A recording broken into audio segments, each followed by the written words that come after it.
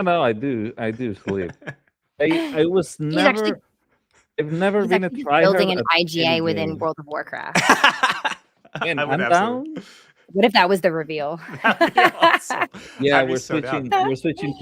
We're switching to a hardcore raiding guild. Shit, do we have chance? Do we have a time to make that happen before we reveal? I Um, don't think so, but it's not impossible. we got like 60 seconds to let everybody know who's watching. We just went live. Hello, friends from our live stream channels, and of course, all of our friends here in the Discord. Hi. This is I the. waved, even though no one can see me. No one can see us yet. This is indeed the IGA 2.0 reveal. We're going to wait one more minute, and then we will formally get started just to let people join. Currently, we're talking about what games we're playing. Chase is playing Willem, Deadlock. have you gotten any farther in Ooh. Stardew? Yes. So my partner and I have been playing Stardew together. It's the first time I've played a couple's Stardew save, and I gotta say, everybody, it's pretty goddamn cute. Yeah, It A is. plus, 10 out of 10. And whether you do it with like a partner or with friends, I think the experience of it with other people is Yeah. exponentially more fun and also easier because there's so many things. I get overwhelmed during the day and I'm thinking Yep. of so many things that I want to do that I just become paralyzed and can't even move around. And then the whole day is gone, and then I do the exact same thing the next day, even though I promised to myself that I won't do that. And that's how you stay up until like 3 in the morning. Exactly. I'm hyper focused on the community center right now. So once I get that done, I'll be able to move on to other things. Yes. So beautiful. All right. We are at 6:33. I think we're ready to start. Are we ready to start, Ulysses and Jess? Oh my God.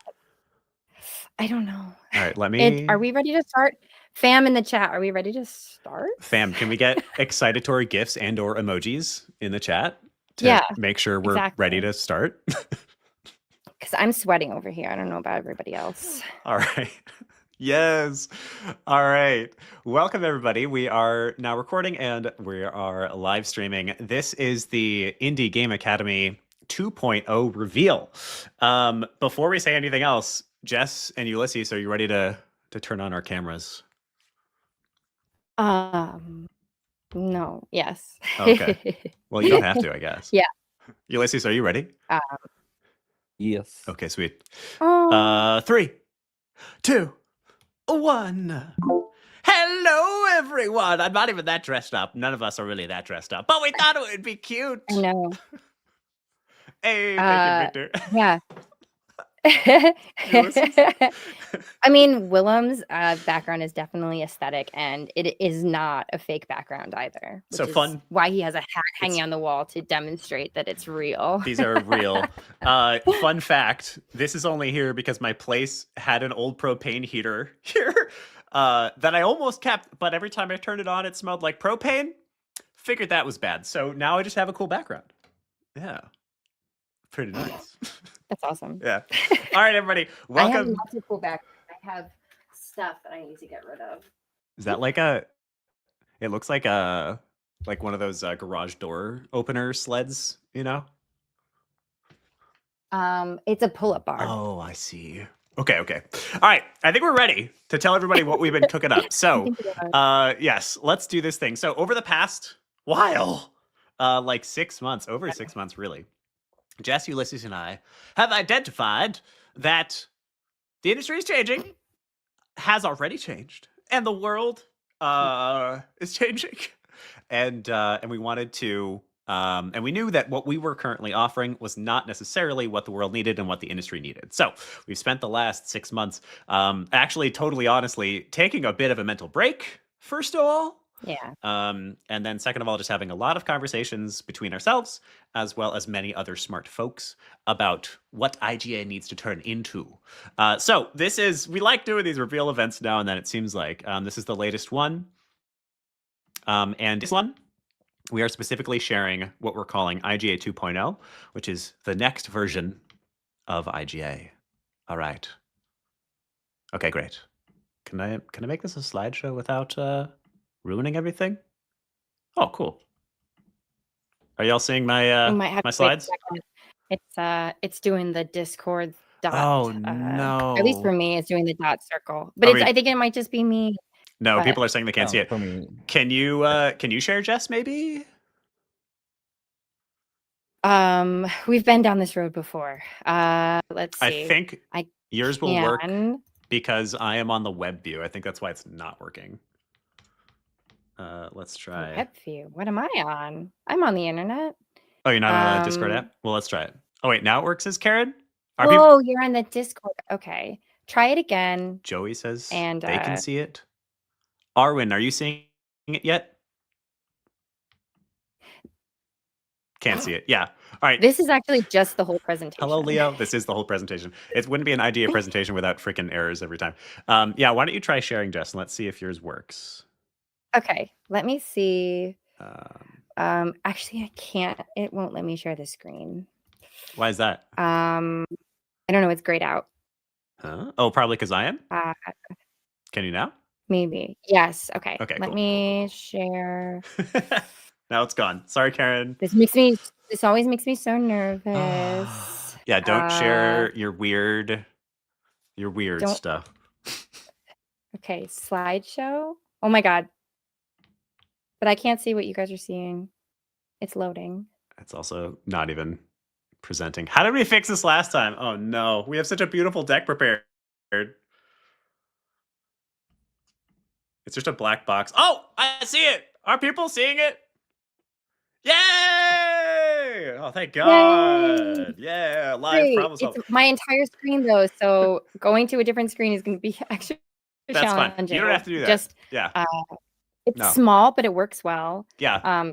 It's what does that mean? Okay, all right. I think you might have to just click on it. Oh, I see. Yeah. It's fine. Jess, leave it. It's all good. People will be able to read it, and also we'll talk through stuff. Okay, great. All right. Are you sure? Yes, it's all good. All right, everybody, let's actually begin this thing. Thank you for working with us. This is actually a live demo of what happens every goddamn day in the game industry where your technology fails you at the most important moment. So I hope you all have learned something here today. Welcome, finally, let's begin for realsies to the IGA 2.0 reveal. Jess, if you'll jump to the next slide. Over the past 6 to 8 months, Jess, Ulysses, and I have been taking a bit of a brain break, and then also deciding what exactly IGA needs to look like in this future crazy game industry. One of the things that I'm proud to announce, we've announced it already, but just to say it again, is both Jess and Ulysses have now been made partners at IGA. Oh,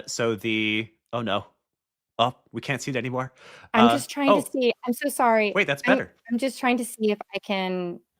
Yeah, can you slideshow now? If it's better, but that's what I was doing before, but then it made it small. Whoa.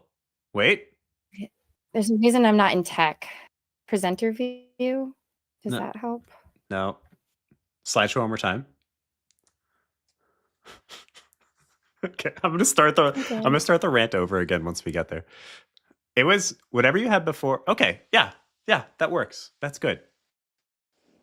Okay. All right, great. All right, we'll keep this. This is what we're gonna keep. Can you literally see? Welcome, everybody. Every time. It's all good. Welcome, everybody, to IGA 2.0. Over the past 6 to 8 months, Jess, Ulysses, and I have been talking about how to restructure the Indie Game Academy to better handle the game industry and the changing world. And one of the first things that I would love to announce, we have already announced it, but I'll say it here again, is that both Jess and Ulysses have been moved all the way from just contractors 4 years ago to now being actual partners in the business. They are partial owners of IGA, and their authority is as authoritative as mine. The three of us run IGA together, and the three of us are committed to making this a wonderful space altogether. So you'll be seeing a lot of these folks, or maybe not Ulysses because he is a rogue. If you will move forward one more slide, Jess.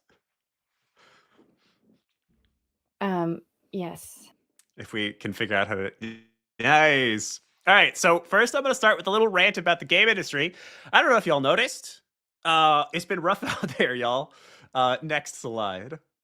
It's been a bit tough the past couple of years. This right here is about how much money the game industry as a whole, this is some estimations pulled from some real data, as a whole made since 2015. You'll notice that between 2019 and 2021, we had major gains, profit, dollars, and then everything sucked. It is less of a loss than you might have thought it was, but we did indeed dip after 2020. I don't know if any of you could guess why that is. Next slide, Jess. This next slide is the sad part. Despite the fact that we're kind of okay on money, we're definitely making less, but we aren't like tanking. The actual number of jobs, roles in the game industry has been horrendous. If you look at that top left slide, that is how much the industry itself actually grew year by year. And you can see 2022 for the very first time we actually got smaller as an industry, and 2023 and 2024 did not keep up with inflation, so that's basically still getting smaller. You'll also see that the number of roles has dramatically diminished, and I don't have the data for 2025 yet, but I expect it is even smaller than that graph. That sucks, but good things. Next slide, Jess. The good thing is indies have been going hard between 2023 and 2024. All the way up. All the way up. The number of indie game studios founded went up by 600%. About 2,000 indie game studios were founded in 2023 and about 12,000 in 2024. Once again, I expect the 2025 numbers are actually even bigger. Next slide, Jess. Not only are more indie studios getting founded, but the indies are making more money. This is a handy chart thanks to Video Game Insights. VGI, by the way, strongly recommend. They're a wonderful resource. And you can see that indies are actually making a larger market share over the past couple of years as well. And we're starting to see some of those triple I's, or basically larger indies, taking a larger share.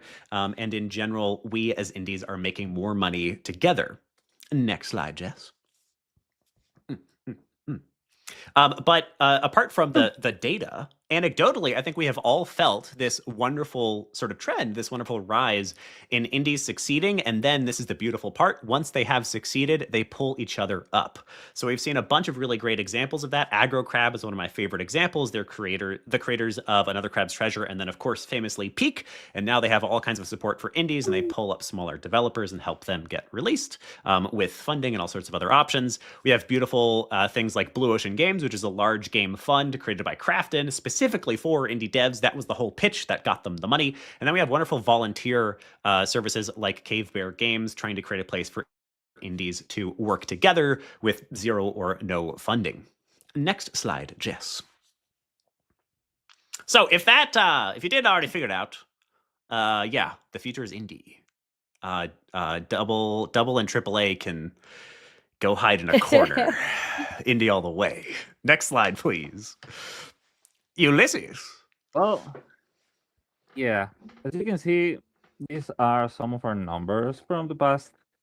So we've been doing pretty well up until this point. Like if you see, like 90% completion rate, we were actually surprised to see that even our course rating went up to 4.97 out of 5 on course reports. We've had almost 1,000 now graduates, lifetime graduates from our core programs. Our financial growth were looking nice. And even our community growth was also looking, like extremely well. Like the amount of people that we had on Discord, the amount of people that we had on all of our social media combined, the amount of email subscribers that we have on our list was, like consistently growing by a significant amount, even considering that we are still a small team. But like it's always time for some changes. Next slide, please. So some of the things that we did well, some of the things that didn't work out too well in the past before. So what worked? So first of all, we built this magical community where the 3 founders can dress like this on an official event, and no one bats an eye because it's a common thing. We, from the worst of our graduates, we heard a lot of them say to us that they felt that our programs were career defining in many aspects. We made a lot of strong connections in the industry, even including a GDC partnership, which we are repeating this year again, thanks to Jess. And we mostly figured out what the ideal pathway for indies look like. I mean, obviously, this thing just like literally by the day. But we figured out like the high level stuff of it, and we even launched Foundry, which if you keep track of what we're doing, like Foundry has been a massive success so far, and it's been a massive undertaking on both our part and the three teams part. And shout out to all three of our teams, which we have some of the devs here on the chat. Hi, Christy. Hi, Christy. And well, some of what we didn't work so well. Christy, share your previous game. Wishlist to, Christy's game. like about shout out. All right. So some of what didn't work too well in the past before, about 25% of the level 3 were, let's just say, not too fond of each other, and that's a part on us on how we were sorting and all of that. We've been trying to out how to best improve upon things on every single cohort, but like things weren't working out that well. Our pricing ended up becoming a bit disconnected from the reality of the industry, and because of how the overall economy of the world is doing, the needs of the game developers, the indie game developers, shifted faster that we can handle. And we may have overscoped your talk to you guys about overscoping on every single program. Well, like that can happen to companies as well, and we did.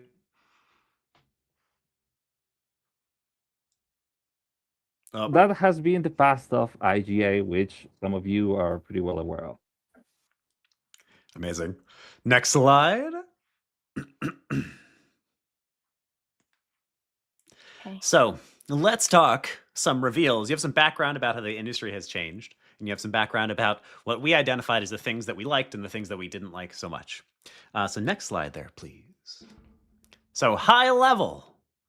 And what we're doing here at IGA in 2026, we are redefining ourselves as what we're calling an academy-powered publisher, and we're trying to make ourselves most specifically for first-time indie founders and those who want to work with them. Next slide there, Jeff.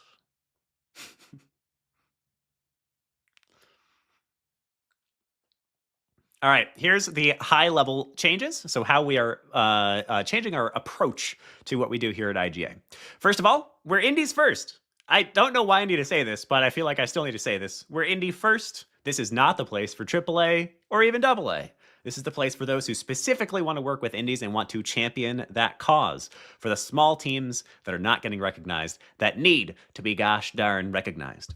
We are going from what we're calling an online school to learn to make games, so a place that is just to learn like Unity, to what we're calling an academy-powered publisher. Don't worry, by the way, I'm going to mention some of the ways that we still service those who aren't yet experienced in game engines, but we're moving more into this place that is about launching real titles that might work out for you, might make that dream come true of becoming an indie founder. We focus on helping first-time indie founders and those who want to work with them. So it is about indies all the way through. Our programs go from breadth to depth. I am going to talk more specifically about each program in a moment. But in the past, we've been all about servicing a little bit of everything. Now we're trying to service a lot of less stuff, but like the good stuff. We want to create continuity by creating what we're calling a publishing funnel. I'll show you that in a second. We're focusing on letting you practice team building. We think that's finally going to solve that problem Ulysses was talking about. We're going to focus more on making game development fun to watch. Live streaming is becoming a core part of our program, and we'll talk about that in a second. And we're just focusing on better co-working and collaboration. And next slide, please. So this is our publishing funnel. So one of the ways, it's real teeny, that's okay. One of the ways that we are changing fundamentally is that rather than running multiple programs a year, and rather than every program being a bespoke program, so I come to level 3 and make a brand new game, we are running just one of each program for level 2 and 3, and we're running 3 level 1s throughout the year. So there will only be a single level 3 every year and only a single level 2 every year, and a single cohort of the Foundry program will kick off every year. What that allows us to do is to make one long funnel. So in the past, you make a bespoke brand new game in each program. Now the idea is you join a level 1 to make a strong prototype. If you like that prototype, you move on to level 2 with that same prototype, or you can start something brand new still to make a first playable. And then you move on, if you like that game, you think it's promising, to build a vertical slice in level 3 that is ready to pitch to publishers, which you then will immediately pitch to some publishers at the end of the program, as we have done in the past. So it all becomes one long funnel instead of being disconnected, disparate programs. Next slide.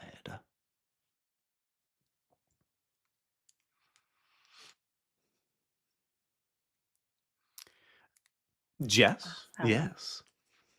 Now this is my section. So if you have taken any one of our classes, I've been to one of our pitch nights. We have, as we are very fond of, we have a castle within Gather. Gather has now done a little bit of their own revamping, their own Gather 2.0, and they have made it into a more accessible co-working space. So we are going to be offering this as an option for indie devs and founders. I have created our own co-working space within Gather that we will be providing access to. Co-working members will get their own desk that you can decorate. We will be also having office hour sessions. We'll be bringing in mentors starting in March, where you will be, it's not going to be so much of a teaching like in one of our level 1, 2s, and 3s have been, but it's going to be more of an like an open forum. You can ask questions to the mentors that are going to be coming in, anything that you are struggling with or need help with. We will be having someone from a legal perspective coming in, someone from marketing, and we will be polling to see what other sections you will want to be having one-on-one time or at least a group time with these mentors. Co-working will be open immediately. Access will be granted starting tomorrow. And again, the office hours will be starting in March, and the first co-working will be with Willem tomorrow between 2 p.m. and 4 p.m. But this is something that will be open all the time. We're really excited for this to be a place where you can always pop in, and there will always be somebody there that you can connect with, that you can talk to. Maybe even you'll find your next studio partner, founder. You're looking for somebody to help you with some art or programming. You need this kind of fix. We want this to be a virtual co-working space where you can connect with people all over the world. Yeah, we just want to take the Discord into a more of a personal one-on-one space. Do you want to show it We do off? I'm going to try my best. Yeah, I'm going to do my best to show this off. Clearly, this is a little, my computer does not like to do these streams. So I will do my best to show what the co-working space will look like. So give me 1 second so I can stop the stream and pray to whatever will make sure that this works. So let me share my other screen. And all right. Okay.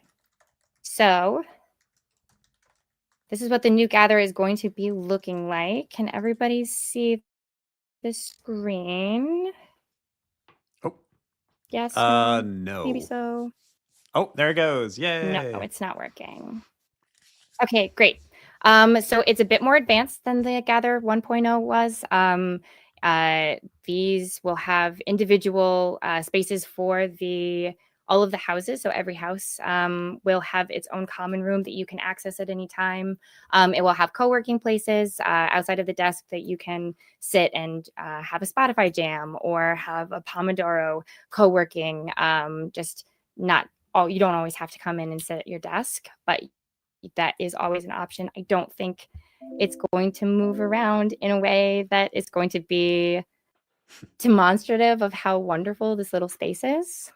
But you can set up meetings. It's connected to a Google Calendar, so you'll be able to see when the next co-working spaces are going to be coming up. You can set meetings with people. You can invite people to co-work with you. We just really want to take the community to the next level to be able to have everybody interact in a much more personal and productive way. Answering I a think, few Willem, are questions. you also in there a little bit? I'm in there and I'm decorating Yeah. my desk right now. To answer a couple questions from chat, if Yeah. you're in any of the programs, levels 1, 2, or Yes. 3, you'll get access to this gather during the Mhm. body of that program. So for 3 months in level 3, for a weekend in level 1. Yes. And then if you would Mhm. like to join outside of those programs, it is a monthly cost, which Jess will talk about in a moment. We would love to offer it Yes. for free, but Gather is actually Yes. quite expensive per seat. So we do have to charge some money for it. Yeah. Exactly. Yeah. All right. Um, Next slide then, perhaps? yeah. I'll do the next slide. I think what I will also do is I'll also make a little video tutorial of what our gather looks like so people can be able to view it on their own time. And at some point, it would be great for us to have a kind of like an open office where people can come in and just test it out to see what it's like and interact with the space to see if you would like to join the co-working space. Awesome. So let me change my screen. All right. Okay. La la la. Let me go back to share screen. All right. Cool. Can you guys see my screen now? Yes. Back to the co-working castle. Awesome. Okay. So, how do you join the co-working space is probably where your next question is. So we are going to be launching our Patreon. So we are starting to have a Patreon that you can join. There's going to be 3 different tiers. I will drop a link, or actually, Willem, if you can drop a link for people to be able to join. Of course, there's a free but this is a paid tier system. I'm sure you all are familiar with Patreon.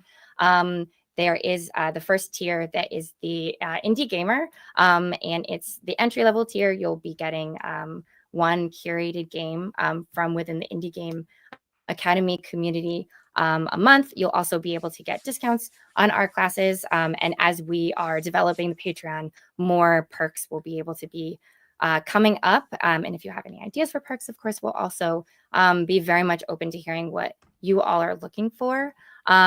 This is kind of like Sock Pop, if you're familiar with that program. They also have a Patreon where you can sign up and they release a monthly game that you do get to keep.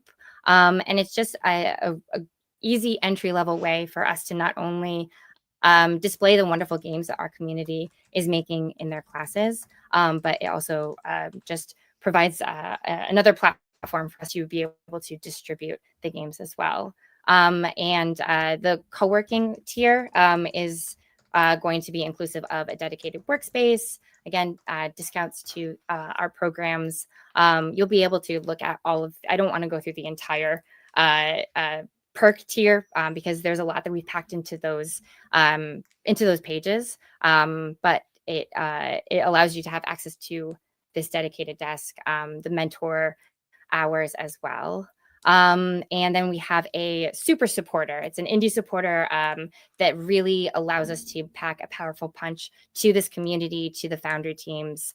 It will also allow us to be able to provide profit back to our devs and as well as scholarships to our programs and to the Foundry teams. The prices that we have now that you'll be able to see on the Patreon, the co-working space starts at $20. That is our opening price, and it will go up once we hit 20 coworkers, and those 20 coworkers will keep those original prices. So I highly recommend, if this is something you are looking into, just sign up as soon as you can to lock in those early deals. I'll go to the next slide. All right. So yes, we hope you consider joining us in Gather 2.0. We've had such a good time with the Gather in our classes in the past, but it's always been mostly an event space. And we really want to get some more of that connective tissue of actually hanging out with folks. And then in addition, it's just a wonderful way for us to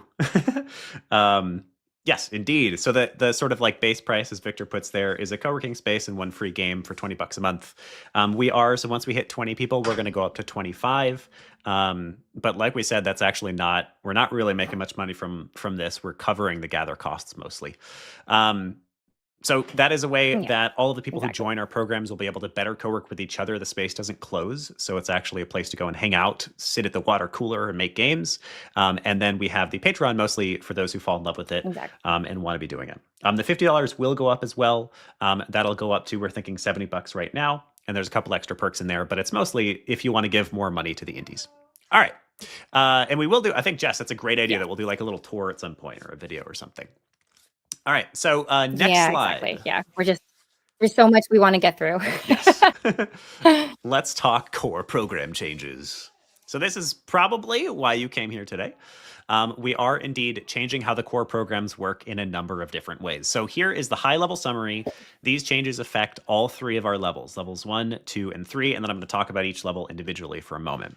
So number one, in the interest of depth rather than breadth, we are going from 7 professors to 3 professors. Professors are unique per cohort, and the way that we're splitting it up is we're going to have one person who is your project management advisor. For now, that will be me. So I'm the person who's there to make sure you get your game done on time. Next, we'll have a creative advisor. That's one person who's there to help your team make a fantastic game. And then this is one of the biggest changes. Rather than just making this a program about making games and that's it, this is a program about making viable games, hopefully, games that could eventually one day launch your studio. So this third professor, the third pillar, is your discoverability advisor, the person who helps you get attention for your games. Now, this doesn't actually mean that you have fewer people helping you out because we have those office hours in the Gather. So these are the people teaching classes. Only 3 people will teach class each program, and then you will get access to additional mentors inside of the co-working space. And the main idea for that, the main reason for that is because then you're building an intimate relationship with these 3 people. And they have a great idea of what your games are, rather than getting this little piecemeal, little bit of everything that we used to do. Next, we'll have fewer actual classes. Like I said, in 2026, we'll only have 3 level 1s, 1 level 2, and 1 level 3. And next, you will build your own teams with guidance. We think this will finally solve the problem where some people have teams they just don't connect with. And in addition, we are allowing solo development in our programs now. So at the beginning of every one of our programs, there will now be a dedicated time period where we talk about building a team, and then we have you do it. There's actually live networking time for you to put together a team. And in levels 2 and 3, you will actually get access to the applications of every person who applied to the program. And so you can look at their portfolio, you can look at their past work, and you can decide who you might want to work with on your team. The idea for this is that it means that you are gaining much better experience at putting a team together. You get to get those reps both for a game and for the team. Does this team work? If it doesn't, well, we try again. And 2, it allows for you to build more flexible teams rather than us trying to tell you which 5 people you should work with. You tell us what works best for you. Number 2, you come in with concepts. I'll talk about that more in a bit. So rather than doing a fresh game every time, it moves through the programs. Number 3, we will be helping you audience build from day 0. We now have live streaming and telling the developer story as a core part of our programs, rather than just making a game. Number whatever I'm on now, classes are now about getting the reps, test your game, test your team, potentially move on from there. Second to last, access our online co-working space. So whenever you're in one of the programs, you get access to the co-working space for free. If you want access to it on a regular basis, you can pay via the Patreon. And then finally, scholarships are now a lottery. So we used to have a very complicated scholarship system. We've simplified the hell out of it. Now there's just full price or 100% off. That's it. And the people who get that 100% off are awarded it via a lottery. So it's completely random chance, as long as you're accepted to the program, that is. And that's because it simplifies everything for everybody. That way it's truly fair, rather than us trying to pick who's the best and who's worthy of it. All right, next. Victor is buying 1,000 tickets. All right, let's talk level 1. So level 1, I'm actually kind of the most excited about level 1. Level 1 becomes a guided game jam with advanced advisors, 3 people, live streamed events, peer voting, prizes, and a new fresh focus every time. That QR code will take you to sign up for level 1 right meow. It is live right this second if you would like to sign up. It is the weekend of February 28th to March 1st. During level 1, you'll spend 1 weekend with live advisors learning how to make great stuff. You'll primarily primarily focus on a little bit of project management with me, a lot of creative direction with your creative advisor, and then a lot of discoverability with your discoverability advisor. So it's about identifying a prototype that actually could get some eyeballs. You'll form a team of 1 to 7 live in a live networking event. You will come up with, you'll come in with nothing. So level 1, you're not expected to have a game concept. You're going to come up with it in the actual workshop. You'll build a great game over 72 hours, mimicking a game jam. You'll finish with an elevator pitch contest at the end of a peer voting session after that game jam. And then you'll collect data and decide what to do with the game after that. Next, please. It does actually go to March 7th, and that's because the peer voting lasts until March 7th, Chase. So the live class days are February 28th and March 1st, but then there's peer voting after that, and we do the elevator pitches on the 7th. Yes. We also now have new beautiful banner art for our level 1. You'll notice on the chest right there may be a character that some of you recognize from a certain Mega Jam that we did together a while ago. Next slide, Jess.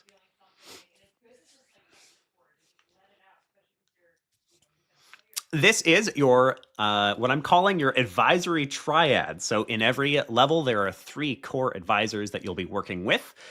In this upcoming level 1 on February 28th, you'll work with me. Hello. You will work with Tony Sharma, who's a beloved level 3 professor of ours from previous cohorts. He is the director of Duel Masters, which, if you're not familiar with that, that is one of the top 3 biggest trading card games in the world at Wizards of the Coast. He's a very, very smart guy. He will be there helping you to make a fantastic game. And then one of my favorite people in the world will be your discoverability advisor, and that is Buddy Sola. He is the director of marketing at Akupara Games, which is a well-known indie game studio. And he will be helping you actually build some games that have traction. Next slide, please. Like I said, sign-ups are open. Go for it. And if it didn't make sense, those QR codes have all of the pertinent links. All right. So level 2. Levels 1 and 2, you'll notice, are basically just level 3 except shorter. We think we kind of overcomplicated it in the past, trying to make something unique for level 1 and 2. So level 2 is kind of the same thing. It is a 1-month-long sprint with advanced advisors, live streamed events, peer voting, prizes, and a new fresh focus every time. You'll spend 2 live classes a week getting intermediate lessons on what makes the best indie games and what gets them noticed. You'll come into level 2 with a prototype. You are allowed to prototype a new game, but you are now also allowed to bring in a prototype that is pre-existing. The idea, once again, being that it is a funnel coming from 1 into 2. And then you will finish with a first playable of an original game. So you'll have enough to keep shopping that game around to potential collaborators or whoever else you might want to show it to. And it will be fully functional, so you can also use it as that good old portfolio piece. You'll form a live team. You can come in with a team, or you can form a new one, build a game over 4 weeks, finish with an elevator pitch, access our co-working space the whole time, collect data, all the good stuff. That link is actually live. If you would like to join us for level 2 and do 1 month with us, I can share the link to apply right here. It is live right now. We just made it live like 30 minutes ago. All right, and the QR code does work. Next slide, Jess. Remember when I said this would take 20 minutes? Never listen to me. This is level 3. Y'all will recognize this. It hasn't changed too much. But once again, it is a guided 3-month-long production cycle with advanced advisors, streamed events, peer voting, prizes, and a fresh focus every time. Spend 2 live class cycles a week, making the best dang game you can. And in this one, you are going from a first playable, something that is functional, to a vertical slice that is worthy of pitching to publishers. That is our new big approach. So by the end of level 3, whoever your team is and whatever your game is, you should be ready to bring that to publishers and actually pitch it. And this program, as it has in the past, ends with a live publisher pitch. And one of those publishers is us. At every pitch night from now on, we will be offering at least 1 Foundry deal live at the pitch night. So we will be working and bringing new publishers to the pitch night every time, just as we have in the past. But no matter what, there will always be at least 1 publishing deal that comes out of that night, and that is with us, with Foundry. The application link for this is also live. Now, both level 3 and level 2 are currently in early bird. So if you would like to apply for level 2 or level 3, we strongly encourage you to do so. As long as you apply within the next 2 weeks, you will get 20% off of the ticket price. By the way, the class prices have changed. We'll tell you that at the very end. I think you'll like it. next slide there, please, Jess.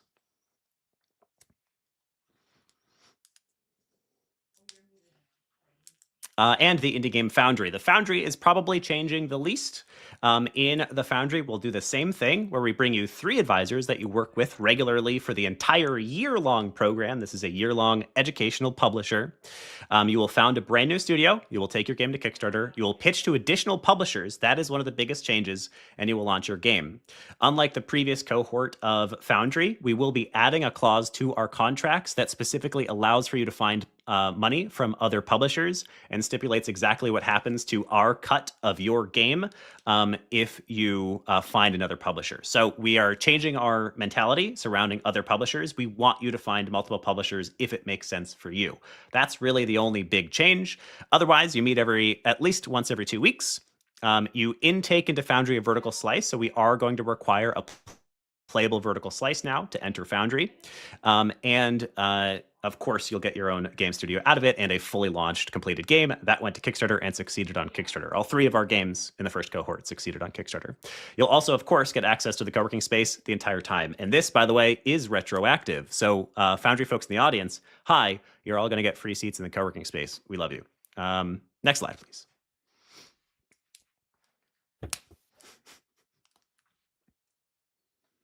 All right, Jess, you want to tell us about some prizes? Oh, did I hear something about prizes? Yes, I did.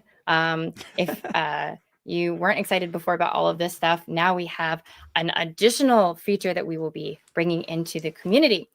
So we are going to be starting this thing that I'm sure you have heard this term before called a bounty board. So every level 1, 2, and 3 will have prizes via our bounty board. Bounty board will be an assortment of both IGA and externally granted prizes from some of our sponsors with specific conditions that you need to meet within the class. And then there is always a way to get into a level 2 and a level 3 from the bounty board via the golden ticket. This is an example of what the level 1 cohort 23 bounty board could look like. This is not set in stone. These could change at any moment, but this is just an example of what it will look like. So we will have a title for it. We will have the conditions, the prize, how many prizes there are to be awarded, who it's being awarded by. So it is very clear to people who are participating. They are, again, not requirements for you to participate during the class, but they are additional ways that you can earn maybe some tools, maybe some cash prizes. It just depends on what is available during that bounty board. The bounty board will be available via a forum here on the Indie Game Academy Discord. We also will have it in our Patreon, so you'll always be able to look to see what the current bounties are, and we'll be advertising it during our classes. So it's just an example of what that looks like. And some of the confirmed bounties we do have the Exola Jam. For those of you who are aware of the Exola Jam that is coming up, that was originally going to be in January. It's now going to be paired with the level 1 coming up at the end of February. It's not a requirement for you to participate in that jam, but the bounty is linked to the level 1. So you'll be able to take what you create during that jam and apply it to the game jam itself to potentially win a $500 prize. And we'll have plenty more prizes and just whether you win a class, you win a scholarship, you win whatever it is that is going to be coming up on the bounty board. We're really excited to be bringing this as an additional feature for our classes to add a little bit of extra creativity, maybe a little bit of competition, but it doesn't feel like the whole class is competing and that there's someone who is number 1 in the whole class. We just, it's all really credit to Willem. I mean, he came up with this wonderful idea, and we're just but it's going to be really fun to implement this and add a new twist to the upcoming classes. All right, back to you. So let's talk about the biggest problem in the game industry for indies, which is discoverability. It's real hard to get noticed. I don't know if y'all noticed that. To tell us a little bit about how IGA is changing to help with discoverability, I hand it over to Ulysses. Next slide. Oh, one of the first things that we are adding to our schedule is that We'll be focusing a lot more on streaming that we've been doing so far. That means you're going to see a lot more of Wizard Willem on the screen. So first thing, there is going to be a new version of our podcast, and you'll see more about that on the next slide.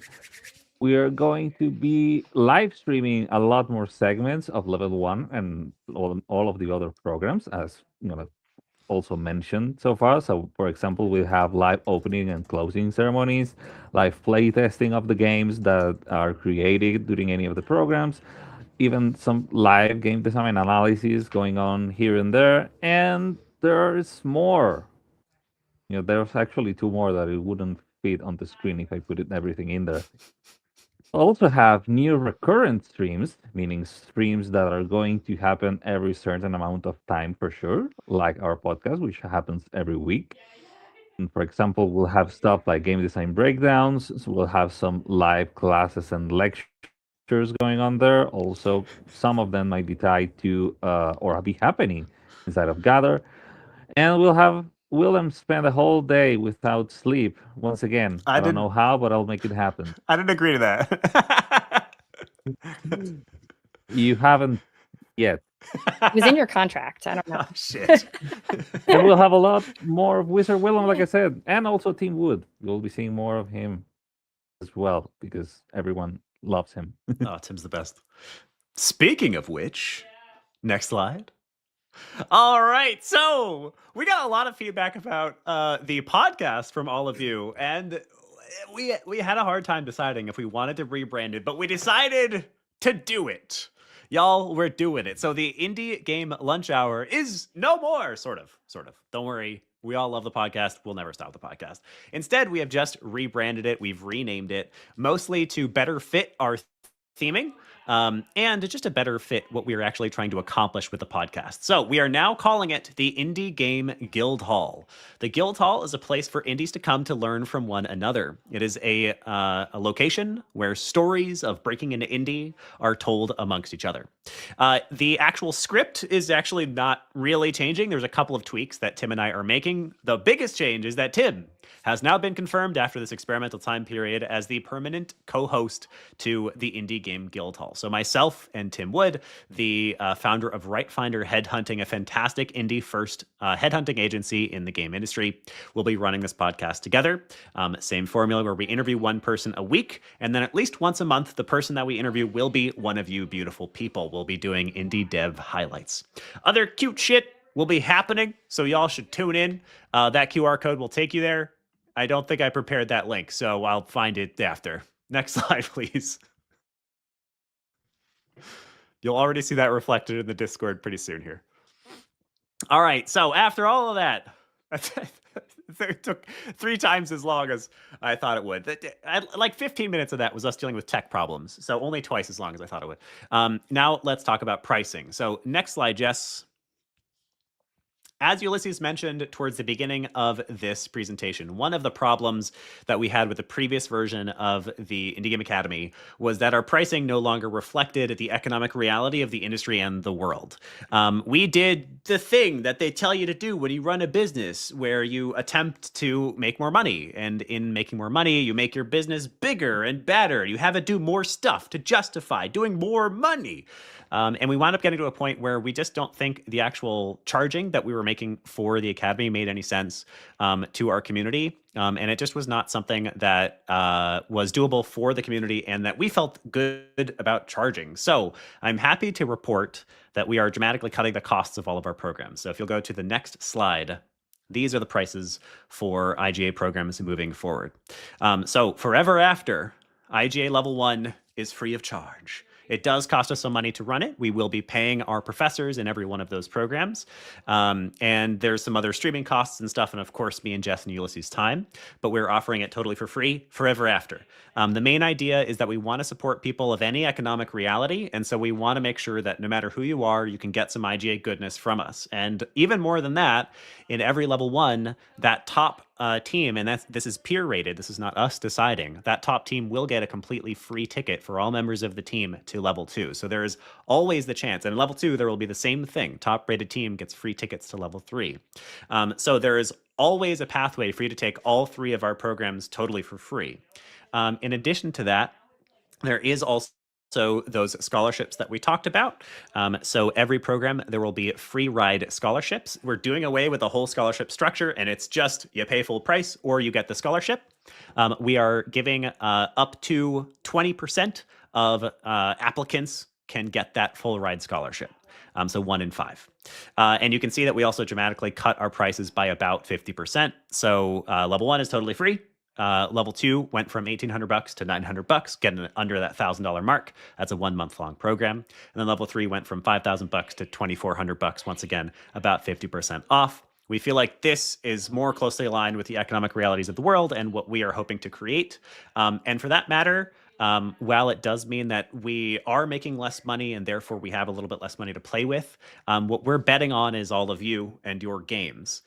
We believe that within 5 years, in terms of economic reality, we actually think that the Foundry games will be making more money than our educational programs ever could. So the educational programs will keep us afloat during that time period. And so we are charging some money for them. We, of course, have costs like hiring our wonderful professors and running the Gather. But this is no longer what we're trying to scale with. What we're trying to scale with is working with your freaking awesome games. That's where we want to make money from. Okay, I think that's it for this slide. Next one. Last one. We're finally there. An hour and a half later. Or an hour later, I guess. All right. Always remember the most important lesson of all, which is that indies together strong. There's so much wonderful support for indie game development in this day and age. We're trying to be the place for you to come for the very beginner and for those who dream of launching that studio one day. Before we take any questions, Jess or Ulysses, do you have final words, final remarks? That sounds so like gloomy. Indie together strong? What are your final words? Oh. Do you have any last words? This is it. No. No, I'm just this has been a process, and I just want to say a huge thank you to everybody in this community, and especially everybody who came to our open forums to just chat about what we've done and where we can improve, and people who fill out the survey. I mean, IGA has always been the place that I've found has been exemplary in taking feedback and really figuring out how to pivot. Obviously, you can't take every single piece of feedback and go with it, but I value so much that the community cares enough about what we've done that we can continue to provide not only these classes, but just the time and energy to make this community just a continually better place for people to want to come back to. That was so well said. So that's it. You want to throw in anything, Ulysses? I'm going to stop streaming so my computer can start working again. But okay, sounds good. Podcast will still be hosted in the Discord, Wesley, so don't worry about that. Yeah, Ulysses, do you have any last statements before we start answering questions? Oh, I was mostly going to say that. Yeah, just like it won't hurt, right? And then, yeah, we've been really trying to listen to every single piece of feedback that we get. We try to apply as much as it, like as much as it makes sense, and we can possibly do. Remember that, like even though we try to overscope ourselves a lot, we're still a team of 3.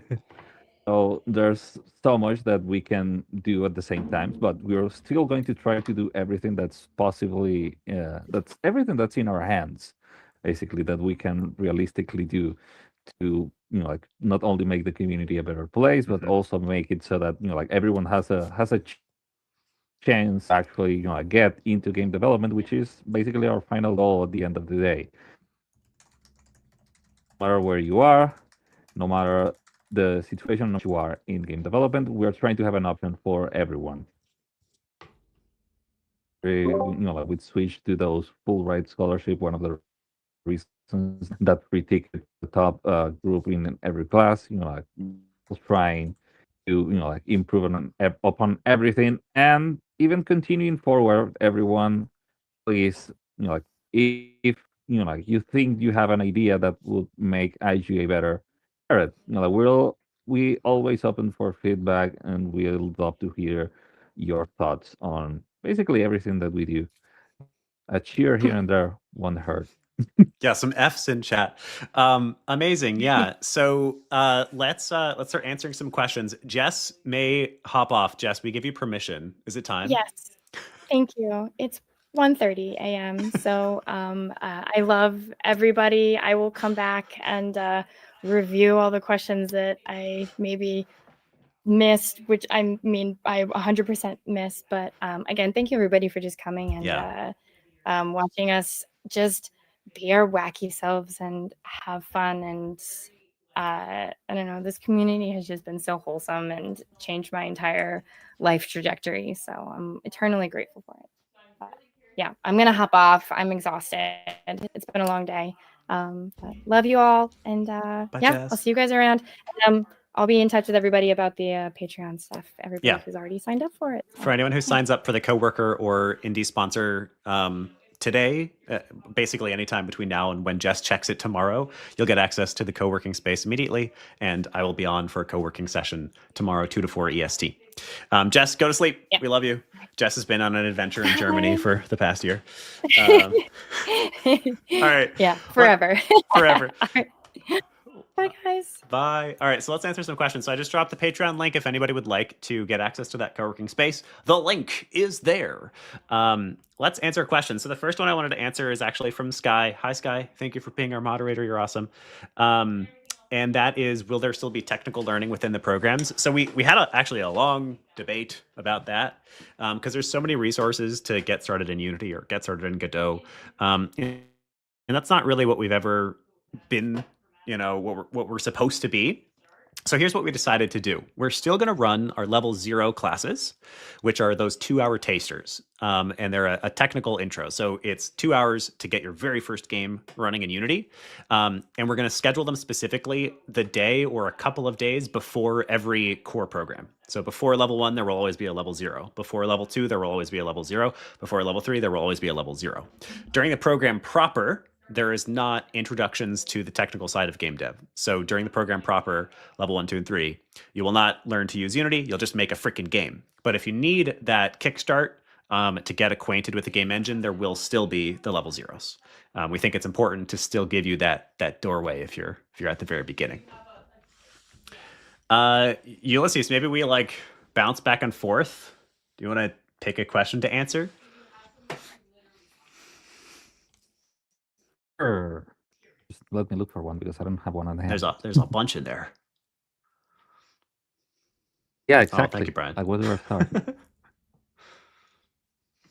All right, let's see. There's a question from Victor. Like, if the revenue split with Foundry Games is indefinite, no, that's 5 years. Was it, Willem? It's actually 4 years, and it's just the game. It's not the studio. 4 years. So that's one of the ways we differentiate. Yeah. Yep. So when you build a Foundry game with us, you owe us the cut for 4 years, and then you can renegotiate if you want after that. And we don't take any cut of the studio. It's just that one game that you made with us. You also keep IP. So if you make a sequel, it's yours. All right. Let's see. Next question. Wait, I don't want to skip them. From Allie, do level 3 grads still have our discounts? I actually forgot to consider that. I'll let you know. We got to talk about that. And it will still indeed be the Indie Game Academy. We think it is still, like we said, we're calling it an academy-powered publisher, despite the fact that incubator is a recognized term. We like the idea that this is a space to learn. It's a place for first-time founders. It's a place to learn, to found, to learn, to launch. Ulysses, you want to grab a question? Yeah. Robert asking if we'll have a GDC meetup again this year. And that's right. We are still, for a second consecutive year, we're GDC partners also. So, it makes the most amount of sense for us to go. Also, we are trying to see if it continues the trend that we've had for every single year, where every single year more people come to the meetup. except me. So Ulysses is in Venezuela, and it's hard for us to get him to GDC.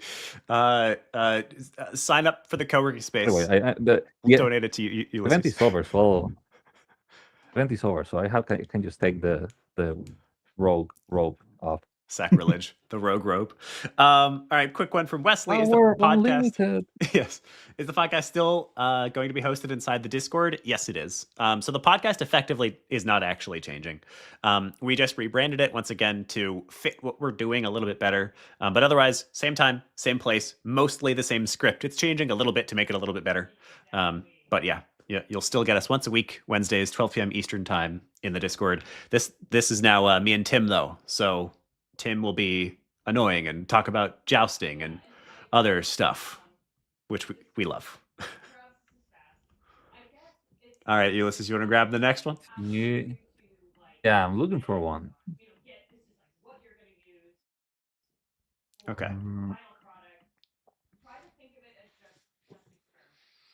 I have one here, so pick one and get it on deck. I'll answer John's question. How would the using the co-working space inspire folks to move forward even when they sometimes feel lonely? I love that, John. That's actually part of why we're running it, why we're turning it into a co-working space instead of just an event space. You didn't get a great demo of it because we were having some technical difficulties, but if you've been in the Gather before, you know that it's a little virtual space. You have characters that can walk around, and when you're close to each other, the video pops up. If you're a member, you also get to do things like edit your desk and have actual little desk space, as well as a couple of other controls. You can bring in one guest per person as well, so you could have a friend in there to meet folks. The way we're hoping to make it a little bit more collaborative, social, is those co-working sessions. The office hours. And the office hours are starting in March. One of the things we're going to be doing this month before March is we're going to be polling and asking all of you who should be in those office hours. The ones we're definitely doing, we're going to have somebody in legal, so you can come and ask your legal questions. We're going to have somebody in discoverability, basically marketing, somebody who you can talk to about trying to get some attention. And we're almost certainly going to have somebody in tech as well, so you can come and ask, like, why the hell is Unity broken? And those are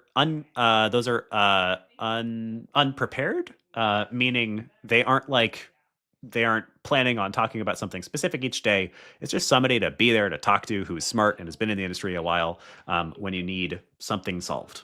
So that's one of the ways we're making it a little bit more connective. We're also hoping to set up some volunteer stuff in that space. So like if anybody wants to run a D&D campaign in the Gather, I'll pick you up so fast, please. And we're hoping to do some other things like that. We want the Gather to basically be, you actually notice that the castle is dramatically smaller. We did that on purpose because we're hoping that it's a place that people hang out and connect and talk. You got one yet, Ulysses? Well, it's not really a question, but I've seen several people talked about it. So Okay. about us kind of losing the technical aspect of the classes. So yeah, we've on the past we've tried to focus perhaps a bit too much on the technical aspect on most of our classes, and that ended up turning into losing the opportunity to focus on other aspects of game development. And right now we're trying to focus on our classes on basically everything that you guys can't learn on your own, or it's harder to learn on your own right now. Actually, to be completely transparent with you guys, like we've identified that one of the reasons that we've had a lower turn up for students in some of our classes is because there are so many more free resources online to learn. So that in turn makes it so that people are just less interested in coming into one of our classes to just learn how to make a game. Instead of that, that's part of the shift of where we're doing that. We include team building, we include discoverability, marketability of the games, the viability of if it's possible to make it or not, helping you with the game design, helping you with project management. So make sure that you are actually able to make a game, because as most of you at this point know, just the actual technical part of making a game is probably not even half Yeah. of the whole thing.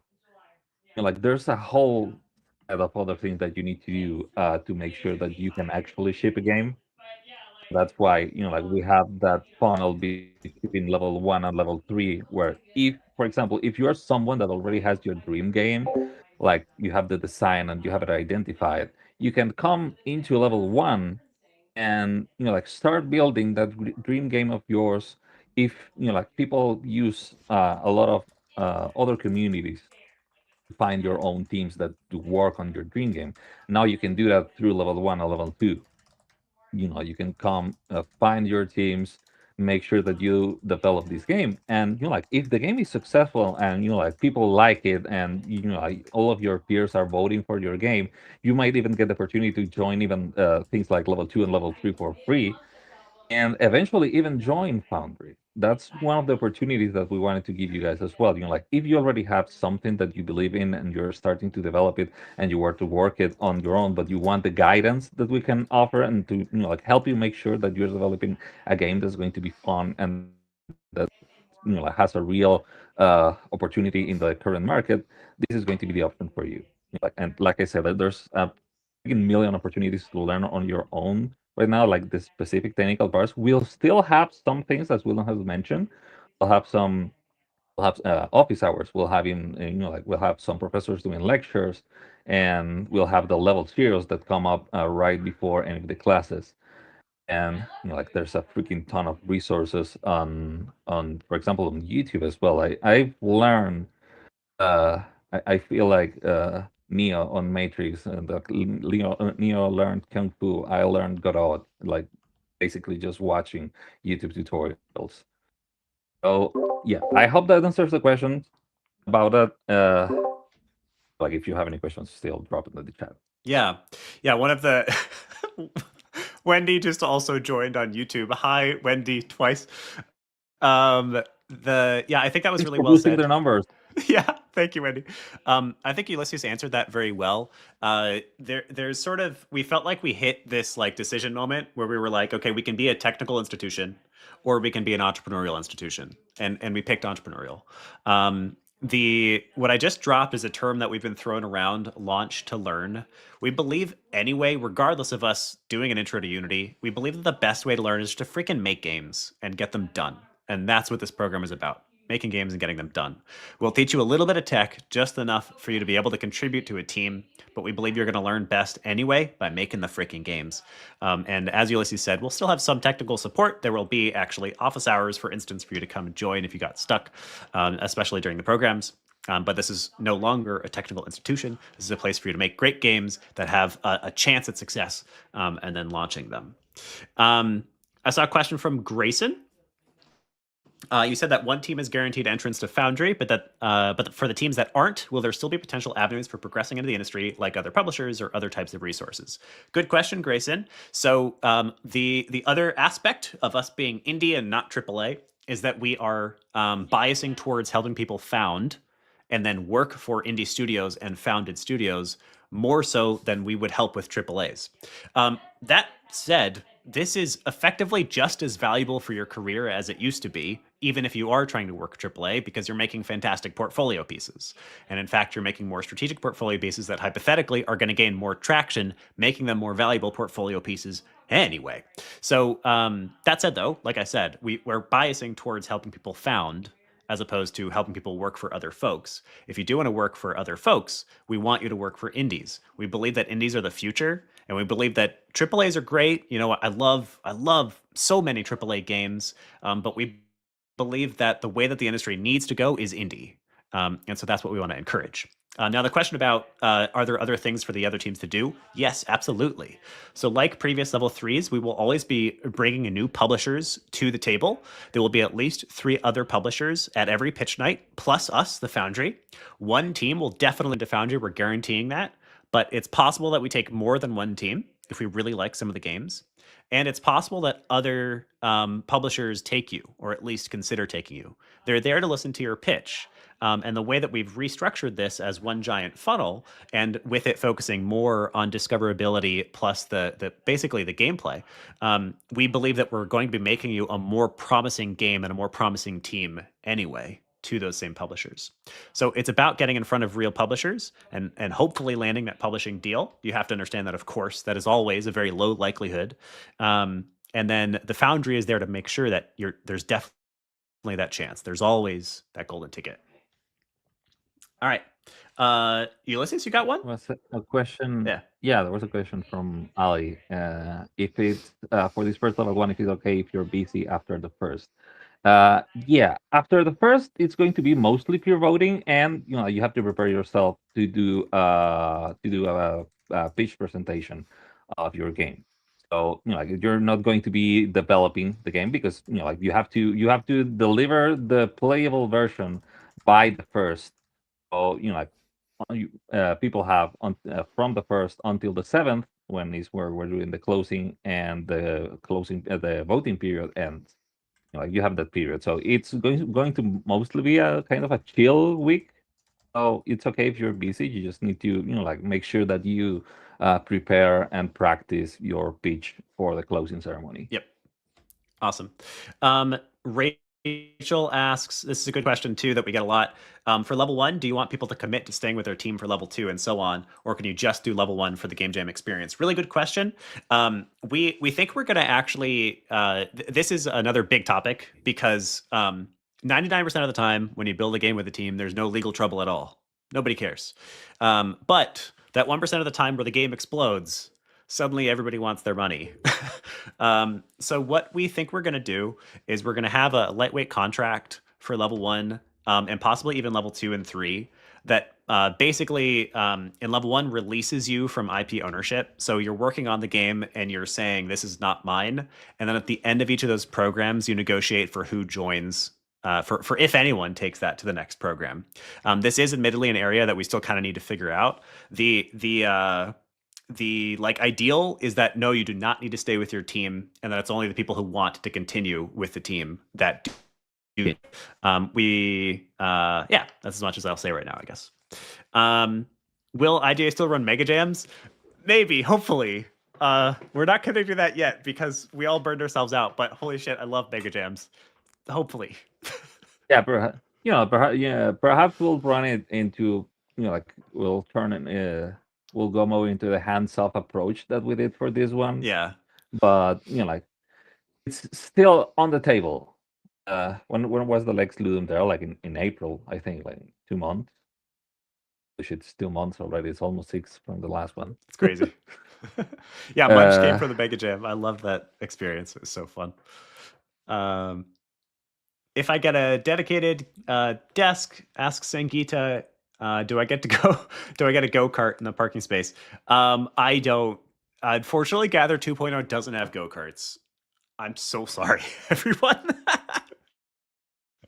Well, they're still adding. They're still adding functionalities to it. Like for example, like they have. Everybody's so mad. They have some custom items in there, but right now, like they are mostly like pulling pull requests from GitHub, or they have a gong. You can sound the gong in there. Yeah, but yeah, like the space.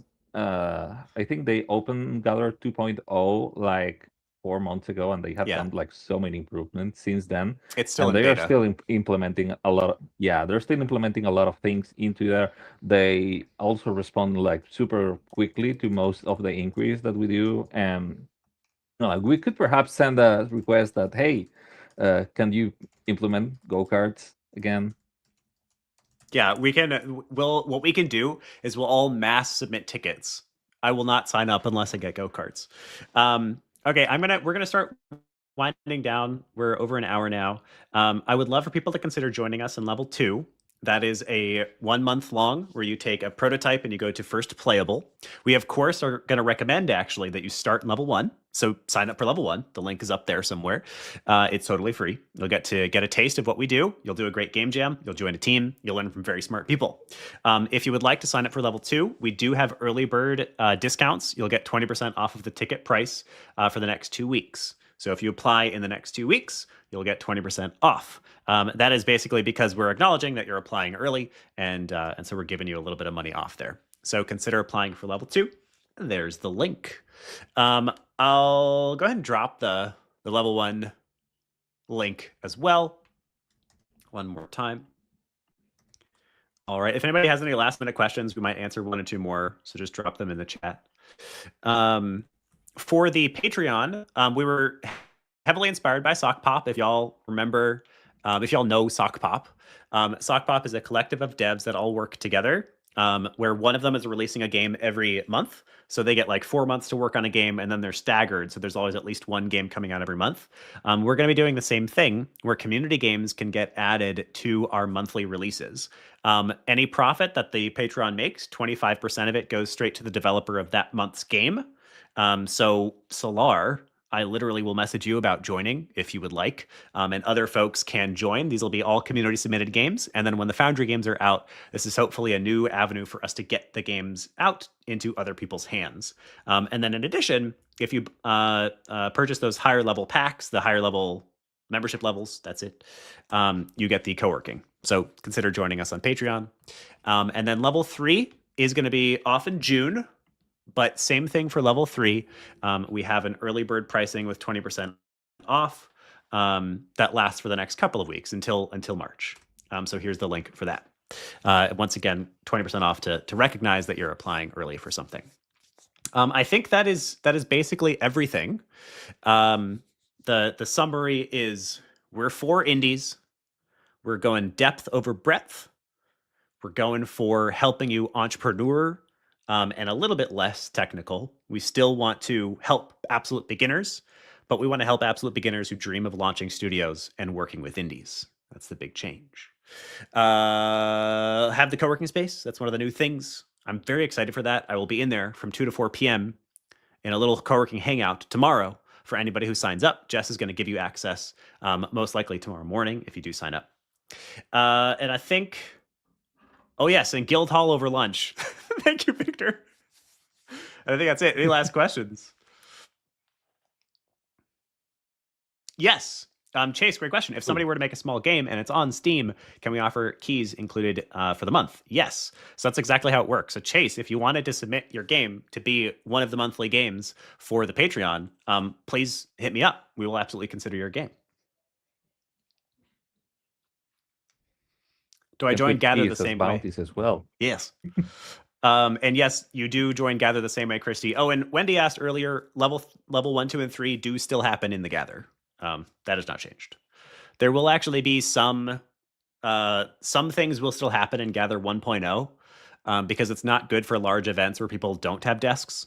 So basically, we're going to use Gather 2 like the co-working space, and then Gather 1 may still be the classroom or like event hall at the very least until some improvements happen to the 2.0, basically.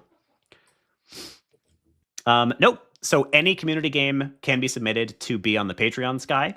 We'll definitely include some of the Foundry games and stuff like that. But yes, any community game could be in the Patreon. One person in a team can apply level 2 and 3. Yep.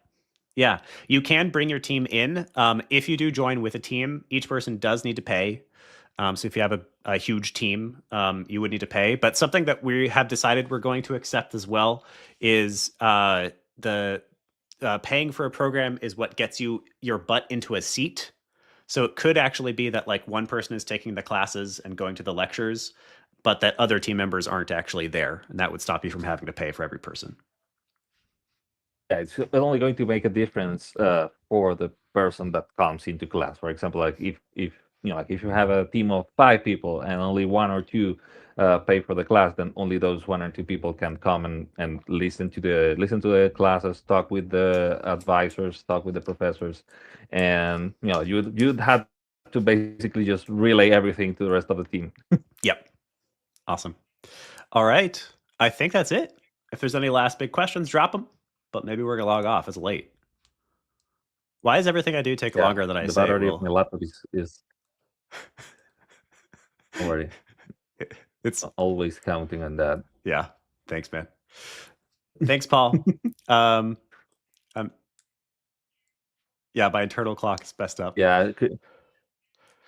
Christy, these are some broken kid party glasses that I borrowed from Leo. They're actually literally broken. Amazing. They hold up just fine. All right. Does Gather still have dogs?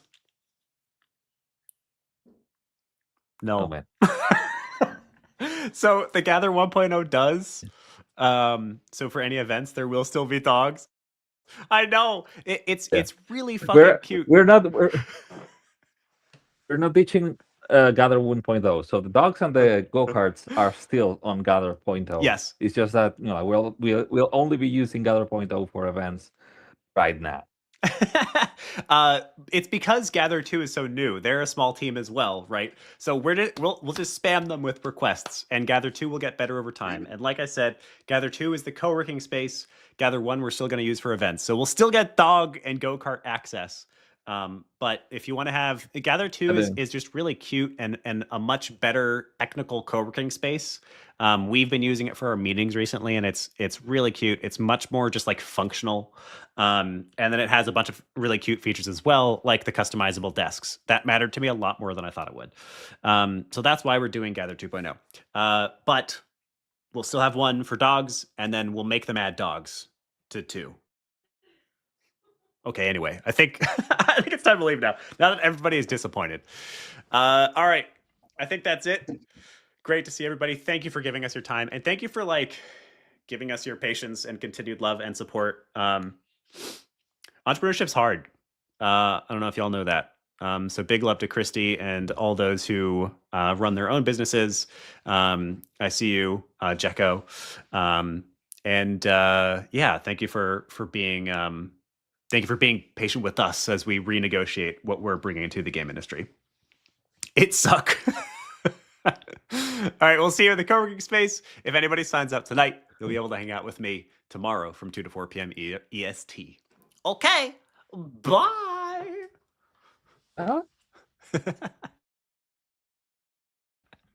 Adios, y'all. Big love. Unlimited. I do it. Okay. Bye. Bye.